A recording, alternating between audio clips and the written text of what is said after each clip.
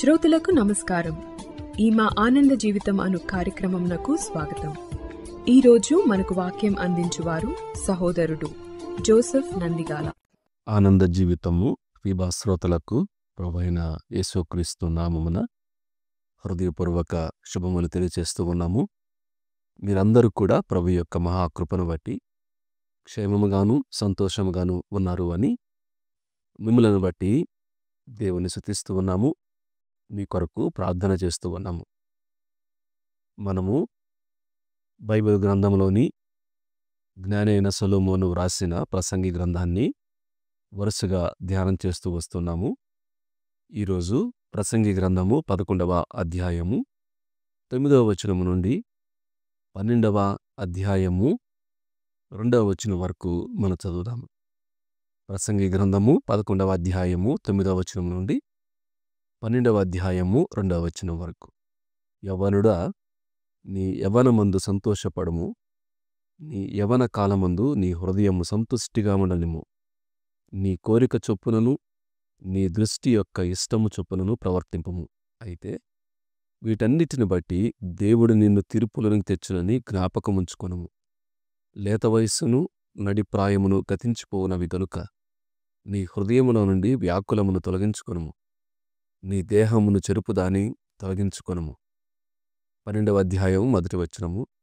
దుర్దినములు రాకముందే, ఇప్పుడు వీటి యందు నాకు సంతోషము లేదని నీవు చెప్పు సంవత్సరములు రాకముందే, తేజస్సునకును సూర్య చంద్ర నక్షత్రములకును చీకటి కమ్మక ముందే, వాన వెలిసిన తరువాత మేఘములు మరల రాకముందే, నీ బాల్య దినములందే నీ సృష్టికర్తను స్మరణకు తెచ్చుకొనుము.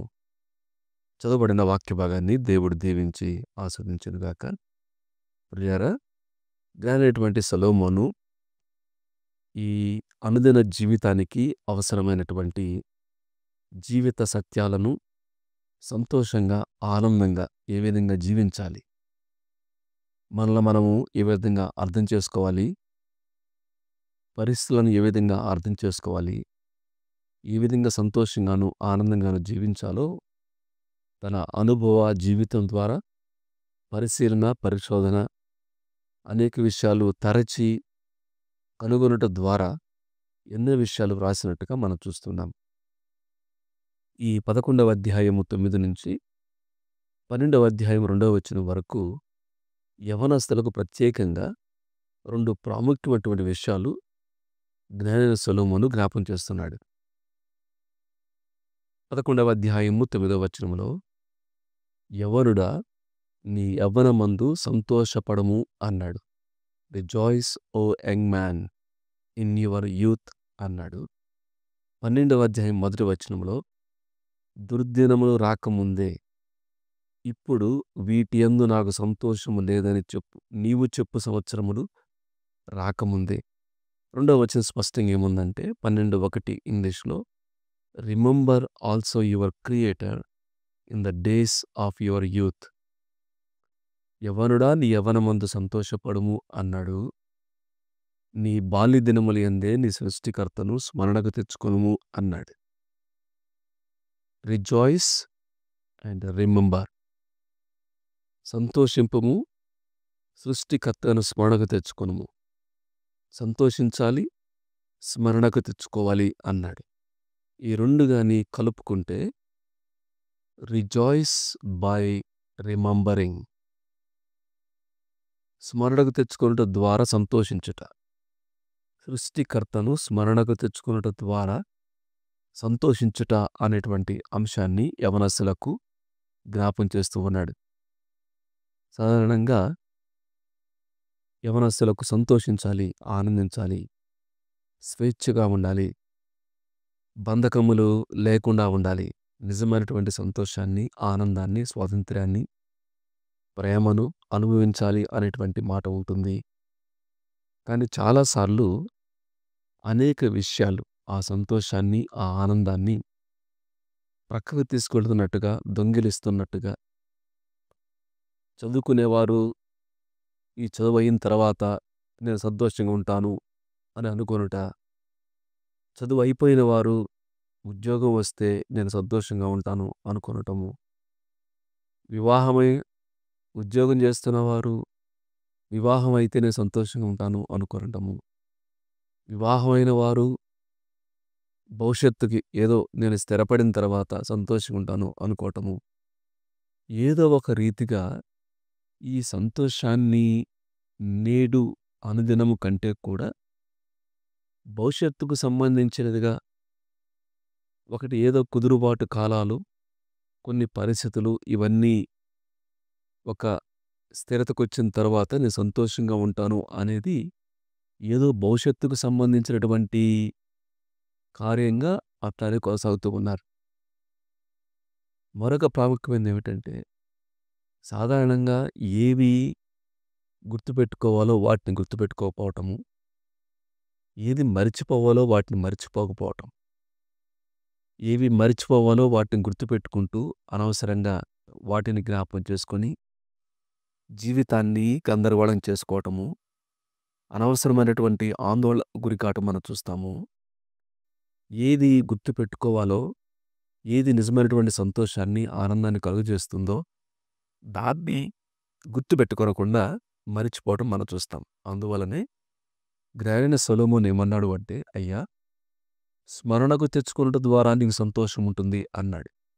ప్రత్యేకంగా యవన సేవగా మాట్లాడుతూ, యవనుడా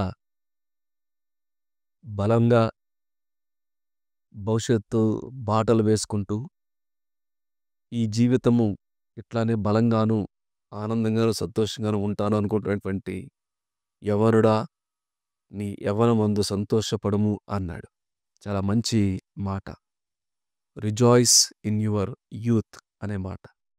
నీ హృదయము సంతుష్టిగా ఉండెము. దాన్ని మరొక రకంగా చెప్పాడు, లెట్ యువర్ హార్ట్ చీర్ అనేటువంటి మాట. నీ హృదయము సంతుష్టిగా ఉండెము.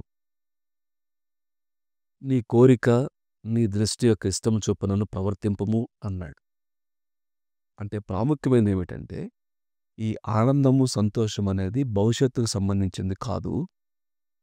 అనుదినము, ప్రతిదినము ఈ విధంగా సంతోషించాలి. దుర్దినములు వస్తాయి, చీకటి గల అనేక దినాలు వస్తవి. రేపేమి జరుగుతుందో నీకు తెలియదు. కాబట్టి నేడు అనే సమయం ఉండగానే నీవు సంతోషించాలి అనేటువంటి భావనతో ఇక్కడ నీ యవ్వనమందు ఇప్పుడే సమయం ఉండగానే అనుదినము, ప్రతిదినము నీవు సంతోషించాలి అనేటువంటి మాట చెప్పాడు. అది ఒక ఆజ్ఞలాగా, హెచ్చరికలాగా కూడా చెప్పాడు. రిజాయిస్, ఆనందించండి. మరలా చెప్తున్నాను, ఆనందించండి అని బైబిల్లో చాలా స్పష్టంగా ఉంది. అయితే ఏ విధంగా ఆనందించవచ్చు కూడా చెప్పాడు. ప్రవర్తన బట్టి ఆనందం, నీ కోరిక చొప్పునను నీ దృష్టి యొక్క ఇష్టము చొప్పునను ప్రవర్తింపము. ఎంత బాగుంది అనిపిస్తుంది కదా. ఆహా, ఏమి కోరుకుంటే ఆ ప్రకారంగా ప్రవర్తించటము, ఏది కనపడితే, ఏది ఆశిస్తే దృష్టి యొక్క ఇష్టం చొప్పున ప్రవర్తించండి అన్నాడు. కాబట్టి వాక్, ఫాలో, నీ హృదయం, నీ కోరిక ఏదైతే ఉందో అని ప్రకారంగా వెళ్ళు అని చెప్పాడు. ఒకటి. రెండవది ఏమన్నాడు అంటే, అయితే అన్నాడు, వీటన్నిటిని బట్టి దేవుడు నిన్ను తీర్పులను తెచ్చునని జ్ఞాపకం ఉంచుకొనుము అన్నాడు. సంతోషించమని చెప్పి తీర్పు గురించి ఎందుకు మాట్లాడాడు? దేవుడు నిన్ను తీర్పు దశ ఎందుకు మాట్లాడాడు అంటే ఆ సంతోషాన్ని చెడగొట్టడానికా? ఒకవైపేమో సంతోషించమని చెప్తూ, ఇంకో వైపేమో దేవుడు నిన్ను తీర్పులోకి తెస్తాడు అనేటువంటి మాట చెప్పటం.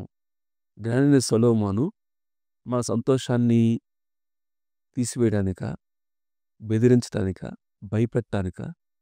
ఎందుకు దేవుడు నిన్ను తీర్పులను తెచ్చును అని జ్ఞాపకం చేసుకోమంటున్నాడు అంటే, ఈ సంతోషాన్ని సరైనటువంటి దిశలో, సరైనటువంటి గమ్యములో, నిజమైనటువంటి ఆనందము, నిజమైనటువంటి సంతోషం, ఒక గమ్యము, దిశ, అర్థం పర్థం అనేటువంటి సంతోషము, అది నిజమైన సంతోషం కాదు. కాబట్టి ఇక్కడ ఈ సంతోషాన్ని సంపూర్ణంగా అనుభవించడానికి, సరైనటువంటి పద్ధతిలో అనుభవించడానికి జ్ఞానైన సొలొమోను ఏం చెప్తున్నాడు అంటే, నీవు సంతోషించు, నీ కోరిక చొప్పునను దృష్టి యొక్క ఇష్టం చొప్పున చెయ్యి. కానీ అది సరైన దిశలో ఉండాలి. You rejoice but be responsible, be accountable. నీవు సంతోషించాలి, అదే సమయంలో బాధ్యతగా ఉండాలి. అదే సమయంలో నీవు జవాబుదారీతనం ఉండాలి. ఇష్టం ఉండాలి, కానీ బాధ్యత ఉండాలి. కోరికలుండాలి, ఆ కోరికల వెనకాల బాధ్యత ఉండాలి. నేను మరలా జ్ఞాపకం చేస్తున్నాను. నీ కోరిక, నీ దృష్టి యొక్క ఇష్టంలో ఒక బాధ్యత, ఒక జవాబుదారీతనం ఉండాలి. అప్పుడు యవ్వన కాలంలో నిజమైనటువంటి సంతోషాన్ని అనుభవిస్తావు. ఒకవేళ అట్లా బాధ్యత లేకుండా, జవాబుదారీతనం లేకుండా సంతోషించడానికి ప్రయత్నం చేస్తే వచ్చేటువంటి నష్టమేంది ఇక్కడ చెప్పాడు. ఏమన్నాడు అంటే, నువ్వు వ్యాకులం అన్నాడు. రెండవది నీ దేహము చెరుపుదానిని అన్నాడు. అంటే సరైనటువంటి దిశ, బాధ్యత లేని విచ్చలవిడితనంగా ఉండేటువంటి సంతోషం కానీ, జవాబుదారీతనం లేనటువంటి కోరికలు కానీ చివరికి ఏం చేస్తాయంటే నీకు వ్యాకులాన్ని కలుగజేస్తాయి, బాధను మిగులుస్తాయి. అది మానసికమైనటువంటి హృదయములో గాయాన్ని కలుగజేస్తాయి. సంతోషము ఆవిరైపోతుంది, ఆనందము తగ్గిపోతుంది. తాత్కాలికంగా ఉన్నట్టు కనపడుతుంది కానీ నష్టం కలుగుతుంది. హృదయ వేదన, వ్యాకులము అనేటువంటి మాట మనం చూస్తాము. యాంగ్జైటీ అని చెప్పంటాం. అనవసరమైనటువంటి చింత, వేదన, బాధ, ఆందోళన కలుగుతుంది. అదే సమయంలో భౌతికపరమైనటువంటి గాయం. నీ దేహమునందు చెరుపు దాన్ని తొలగించుకొనుము అని చెప్పన్నాడు. అంటే దేవుడు తీర్పులకు తెస్తాడు, నేను బాధ్యతగా ఉండాలి, జవాబుదారీతనంగా ఉండాలి అనేటువంటి ఆలోచించేటువంటి వ్యక్తి అనవసరమైనటువంటి ఆందోళన నుంచి బయటపడటానికి, దేహాన్ని చెరుపు దాని నుంచి బయటపడటానికి ఏం చేస్తాడు అంటే, దేవుడు నన్ను తీర్పులకు తెస్తాడు అనేటువంటి భావన ఏం చేస్తుందంటే నీ సంతోషాన్ని సరైనటువంటి దిశలో పెడుతుంది. కాబట్టి ఇక్కడ దేవుడు తీర్పులు తెస్తాడు అనేటువంటి మాట సంతోషాన్ని తగ్గించడానికి కానీ, సంతోషం లేదు అని చెప్పడానికి కానీ, భయపెట్టడానికి కానీ, లేకపోతే ఇంకేదో ఒక రకమైనటువంటి ఆందోళన గురి చేయడానికి కాదు. కానీ మన సంతోషాన్ని సరైనటువంటి దిశలో పెట్టడానికి, నిజమైన సంతోషము, నిజమైన ఆనందాన్ని అనుభవించడానికి ఇక్కడ జ్ఞాని సొలొమోను ఏమంటున్నాడు అంటే, నీవు దేవుడు తీర్పులను తెస్తాడు అని జ్ఞాపకం చేసుకో అన్నాడు. కాబట్టి మొట్టమొదటిది rejoice O young man in your youth. యవ్వనుడా నీ యవ్వనమందు సంతోషపడుము అన్నాడు. ఆ సంతోషపడాలి అంటే ఒకటి నీ కోరిక, నీ దృష్టి యొక్క ఇష్టం చొప్పున చేయి. అయితే దాని వెనకాల ఒక బాధ్యత, జవాబుదారీతనం ఉండాలి. దేవుడు లెక్క చెప్తాడు అనేది. తద్వారా ఏమవుతుందంటే అనవసరమైనటువంటి వ్యాకులాన్ని, నీ దేహాన్ని చెరుపు దాన్ని ఏం చేస్తామంటే నీవు తొలగించుకుంటావు. ఇది మొట్టమొదటిది. రెండోది ఏమన్నాడు అంటే 12వ అధ్యాయం 1వ వచనంలో రిమెంబర్ ఆల్సో యువర్ క్రియేటర్ అని చెప్పన్నాడు. అంటే ఈ నిజమైనటువంటి సంతోషము, ఆనందాన్ని అనుభవించాలి అంటే సృష్టికర్తను స్మరణకు తెచ్చుకోవాలి అన్నాడు. అంటే ఇక్కడ నీ సృష్టికర్త అన్నాడు. ఇక్కడ దేవుడు అనే మాట కంటే కూడా సృష్టికర్త అనే మాట ఎందుకు అన్నాడు అంటే, సృష్టికర్త అనే నీ సృష్టికర్త అంటే నిన్ను చేసినవాడు, నీకు జీవాన్ని, ప్రాణాన్ని ఇచ్చినవాడు, నీకు సమస్తాన్ని సమకూర్చినవాడు, నీ ఆరోగ్యాన్ని, బలమును, శక్తిని, కుటుంబాన్ని, స్నేహితులను, నీ కావలసినవన్నీ కూడా ఇచ్చేటువంటి వాడు. ఈ 12వ అధ్యాయం 7వ వచనంలో ఏముందంటే, దయచేసిన దేవుని యొద్దకు అనేమంటే దేవుడు దయచేసేటువంటి వాడు. నీకు కావలసినవన్నీ కూడా బలము, శక్తి, జ్ఞానము, ఐశ్వర్యము, ఇవన్నీ కూడా బుద్ధి, జ్ఞాన, సర్వ సంపదలు ఆయన యందు గుప్తమై ఉన్నాయి. నీకు ఏమి కావాలో అవన్నీ కూడా నీ సృష్టికర్త, నిన్ను చేసినటువంటి వ్యక్తి, నీకన్నీ కూడా ఇచ్చేటువంటి దేవుడు. ఆయన నీ సృష్టికర్త. కాబట్టి ఇప్పుడు నీ సృష్టికర్తను జ్ఞాపకం చేసుకో అనే మాట అన్నాడు. అంటే సృష్టికర్తను జ్ఞాపకం చేసుకోనకుండా నిజమైనటువంటి సంతోషాన్ని, ఆనందాన్ని అనుభవించలేము. ఒకటి, బాధ్యత లేకుండా జవాబుదారీతనము లేనటువంటి ఆనందము వ్యాకులాన్ని చెరిపివేస్తుంది తప్పక నిజమైన సంతోషాన్ని కలుగు చేయదు. ఒకటి. రెండవది, సృష్టికర్త లేనటువంటి సంతోషము అది నిజమైనటువంటి సంతోషం కాదు. కాబట్టి నీ బాల్య దినముల యందే నీకు బలము, శక్తి, జ్ఞానము ఉన్నప్పుడే, యవ్వన కాలమందే నీ సృష్టికర్తను నీవు జ్ఞాపకం చేసుకుంటే నీకు నిజమైనటువంటి సంతోషం ఉంటుంది అని చెప్తూ ఉన్నాడు. జ్ఞాపకం చేసుకోవటం అంటే ఏంటిది? 2 విషయాలు గుర్తుపెట్టుకోవాలి. అనుదినము నా సృష్టికర్త, సమస్తము ఆయన ఆధీనంలో ఉన్నవి. నా భవిష్యత్తు ఆయన చేతిలో ఉంది. ఈ దినం ఆయన చేతిలో ఉంది. ఆయనకి మించి ఏమీ లేదు. ఆయన నిర్మించగలడు, నియంత్రించగలడు. నా పట్ల ఒక ప్రణాళిక ఉంది. నన్ను ఒక ఉద్దేశంతో చేశాడు. నా పట్ల ఒక ఆలోచనని కలిగి ఉన్నాడు. నేను నా గురించి ఆలోచించిన దానికంటే కూడా నా గురించి ఆయన ఎక్కువగా ఆలోచన చేస్తాడు. నన్ను పట్టించుకుంటాడు. నన్ను విడువడు, ఎడబాయడు అని ఒక ఆలోచన కలిగి ఆయన్ని జ్ఞాపం చేసుకొని దేవుని కేంద్రిత, సృష్టికర్త కేంద్రిత జీవితాన్ని జీవించటం. అది జ్ఞాపం చేసుకోవడం అంటే. రెండవది, ఆ సృష్టికర్త ఏమి చెప్పాడో దాని ప్రకారంగా చేయటం.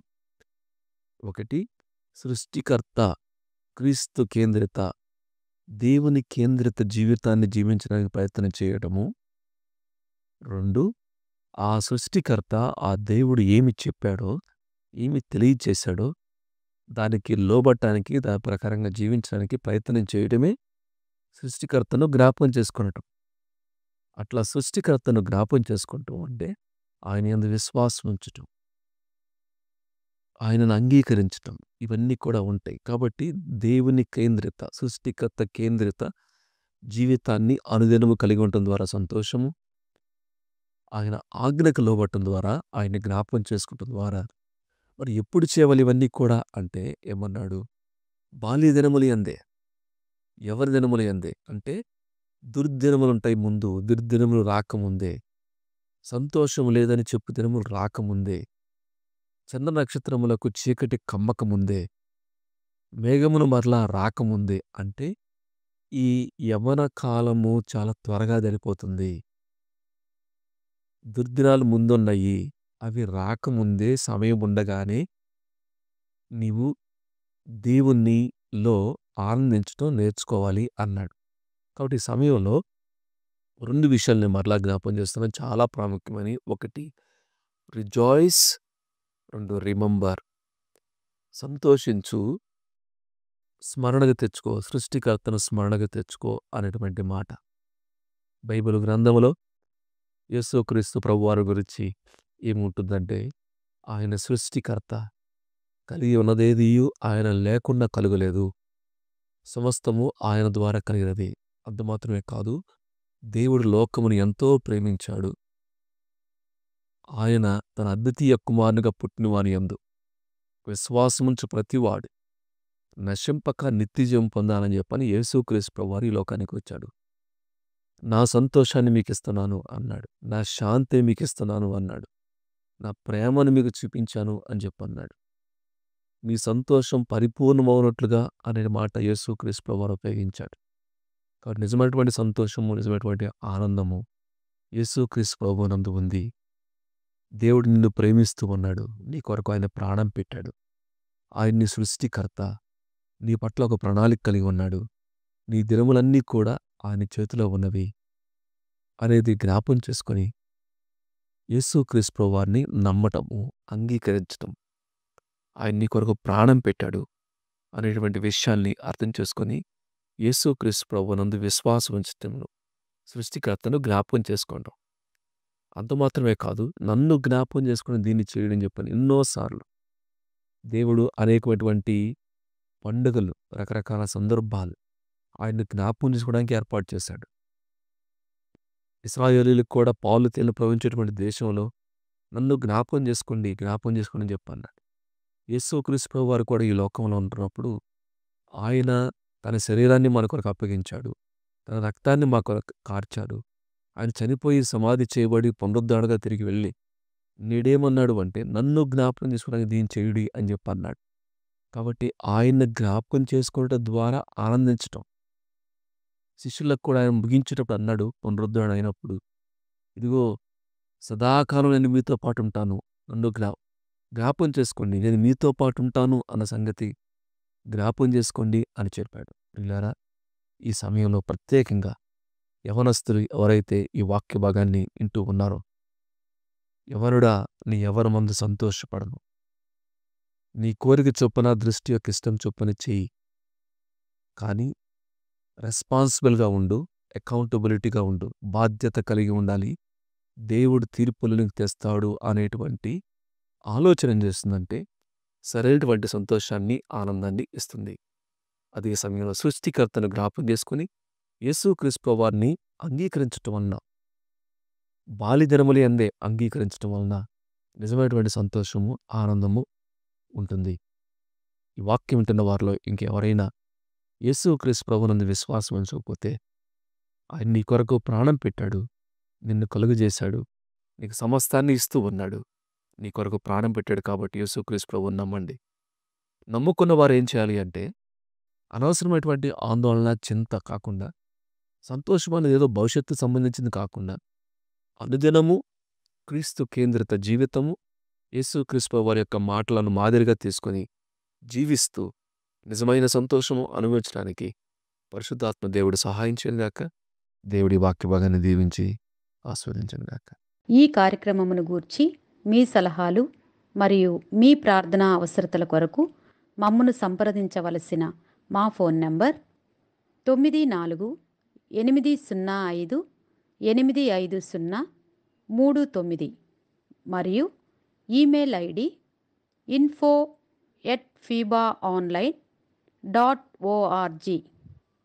మా ఫోన్ నంబర్ మరొకసారి 9480585039. Email ID info@fibaonline.org.